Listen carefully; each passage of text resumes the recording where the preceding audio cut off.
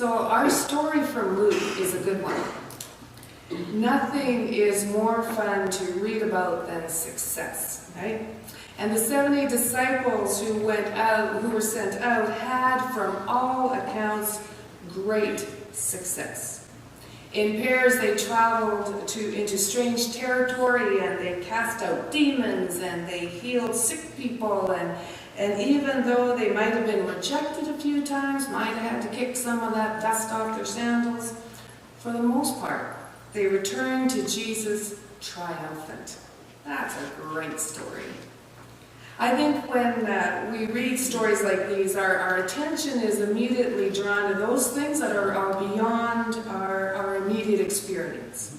You know, the dramatic things, you know, the healings, the casting out of demons and such. That just captures our imagination, and we can run with that. Or maybe our imaginations are drawn to Jesus' promise that his disciples will be able to tread on scorpions and snakes. Though this is most likely a metaphor for overcoming evil, but it certainly is dramatic. Or perhaps the part of the story that we're most captivated by is the part where it says that the disciples' names will be written in the book of heaven. Not really sure what that is, but I think it sounds like a really good thing to have happen, right? Yes, me. So here's my question for today. What was the greater gift that Jesus bestowed on his disciples? Was it the power to heal and cast out demons, or the power to work together and rely on the hospitality of others? When I read this passage, two things stand out. First, the disciples go out in teams. They go out in pairs. And second, they are instructed to take nothing with them. They must rely entirely upon the hospitality and generosity of people that they don't know, people they've never met, in towns that they're unfamiliar with, all the while doing work that they have never done before. Now that sounds more like the church. Now the team part, I understand. Jesus is sending them out to proclaim the kingdom of God, and that is going to meet with resistance. Little wonder, right? Because Jesus had said from the outset that he had come to set those who were held captive free, to heal those who had been cast aside by society and deemed worthless, that he had come to proclaim the year of the Lord's favor in an empire that worships Caesar and the almighty dollar as Lord. So Jesus is well aware that plenty of folks out there are going to resist this message. Whether they resist it out of fear or disbelief or self-interest, it doesn't matter. They're going to not be receptive to the message. When people with a message of peace go into a world of conflict, and a world that has oppression, and a world that has poverty, when they go out into the world with that message, the status quo is being challenged. And when that happens, all kinds of things get upset.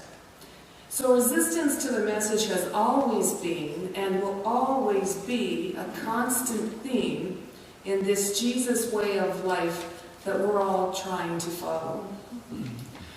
As a congregation in this century, we understand completely this very resistance. We get that because we live in a world that resists sometimes what we have to offer and what we have to say.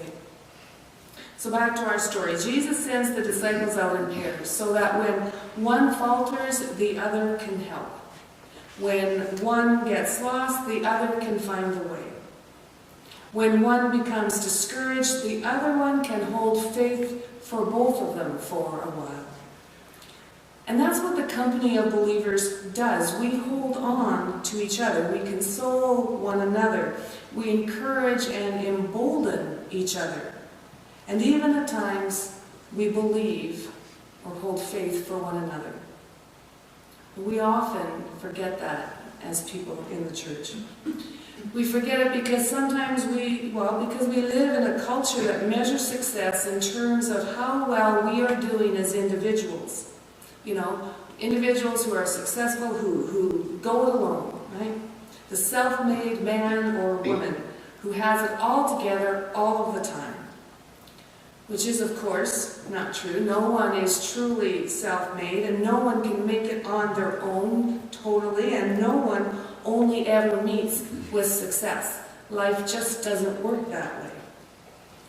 But that's the story that we sometimes tell ourselves, and that's the measuring stick by which we measure our own worth, our own self-worth, and sometimes the worth of our faith communities.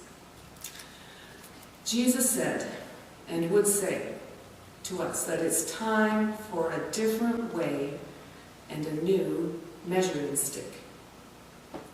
In our story, Jesus goes on to command the disciples to take nothing with them, nothing. This means those 70 disciples must depend on the generosity of others. People they don't know, people they haven't met, need to depend on them for their meals, for their lodgings, for their welcome, and they need to depend on them for just about everything else as well. Most of us, I think, find such dependence more than a bit uncomfortable. It makes us feel less than. It makes us feel like we're not prepared, that maybe we're unsafe. It certainly makes us feel vulnerable. It makes us feel not totally in control, and we like to feel like we're in control of the situation. And I'm sure those first disciples, those 70 that were sent out, I'm sure they must have felt that it would be a whole lot easier if they simply invited the people to come out to a meeting on a hillside, maybe in a synagogue, maybe have lunch after, instead of having to go to the people. Right? I'm sure they felt it would be a lot easier if the people would come to them. That way, they wouldn't have to go into these unknown lands. And that way, they would know for sure that they would eat and sleep well, because they wouldn't have to rely on anybody but themselves, and they could make sure that they ate and slept well. The story, however, has Jesus not letting them stay home and in their own comfort zones. He sends them out in pairs and instructs them to rely on the hospitality of strangers. Why? Well, because this is our natural state. We are stronger when we stay together. And our welfare is inextricably linked to that of each other. Our well-being is linked to that of our family and our friends, and to all the strangers that we too encounter in this world. Our well-being is all tied up together with everybody else's well-being. To follow the Jesus way means we always remember that we are part of this whole. We are part of a body. And when one part hurts, we all hurt. And when one part flourishes, we all flourish.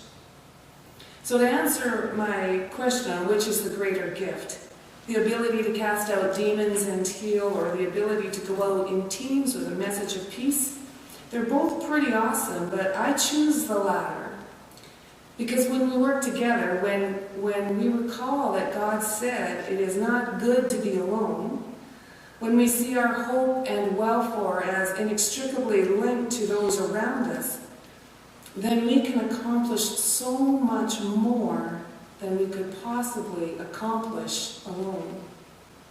And this is the divine vision for our world. This is what arises out of Jesus' teaching, what arises out of our scriptures, that it's this coming together and wholeness, this covenantal relationship. So, given this vision, this Jesus vision, it's our turn now to dream. We too are being called to go out into the world together, to depend upon the hospitality and welcome of strangers. Strangers who may or may not wish to have anything to do with us. But this is the work of advancing the kingdom of God, and it's our work to do. The promotion of peace, the building of relationship among strangers, the helping fill in the gaps of care and concern that so many of our fellow citizens have fallen through, is the work of the church. It always has been. Is it easy to do? No, absolutely not. I remember a line from Dietrich Bonhoeffer, a famous theologian imprisoned by the Nazis, and he said on this passage, that ministry among the lambs is easy. Ministry among the wolves is hard. But we are called to do both. So we, the church, share a communal life. We worship together, we care for one another, and seek to support one another when one of us falters or becomes tired. These are life-giving things that we do. As is gathering for worship on a Sunday, we are the lambs.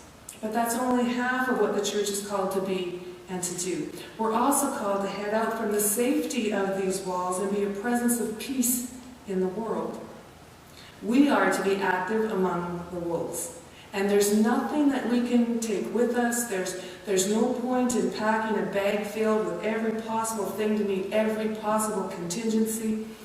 We simply must go and trust that many will reject the message of peace and deep relationship with us that we're offering, but others will welcome it.